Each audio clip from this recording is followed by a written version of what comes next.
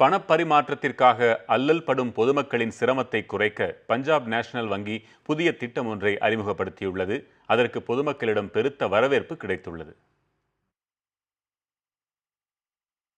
எந்த வங்கி கிளையாக இருந்தாலும் மக்கள் கூட்டம், பரபரப்பு, வங்கிகளுக்கு செல்லும் ஒவ்வொருவரும் நீண்ட நேரம் காத்திருந்து பணத்தை பரிமாற்ற வேண்டிய நிலை.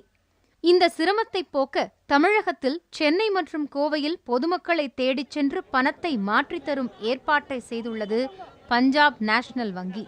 இதற்காக நடமாடும் சிறப்பு வங்கிச் சேவை செயல்படுத்தப்பட்டு வருகிறது.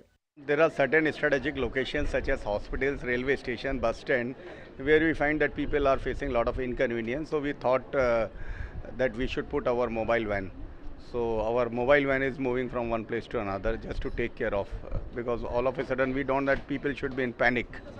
பஞ்சாப் நேஷனல் வங்கியின் இந்த திட்டத்தை வரவேற்றிருக்கும் பொதுமக்கள் இதனை அனைத்து பகுதிக்கும் விரிவுபடுத்த வேண்டும் என கோரிக்கை விடுத்துள்ளனர். பீஸ்ஃபுல்லாக இருக்குது மேடம். ஆக்சுவலி இல்லைனா இது வந்து முன்கூட்டியே பண்ணி இன்னும் நல்லா இருந்திருக்கும். இப்போ 2000 கொடுக்குறாங்க. இது வந்து இங்கே இது சேஞ்சுக்கு நான் சுற்றணும். இது நான் 100 கொடுத்தாங்கன்னா கொஞ்சம் இன்னும் நல்லா இருந்திருக்கும்.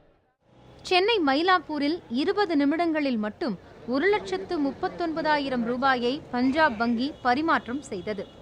இந்த அளவிற்கு பயனுள்ள திட்டத்தை பஞ்சாப் நேஷனல் வங்கி மட்டுமல்லாமல் பிற வங்கிகளும் செயல்படுத்த வேண்டும் என்ற கோரிக்கையும் பல்வேறு தரப்பினரால் முன்வைக்கப்படுகிறது.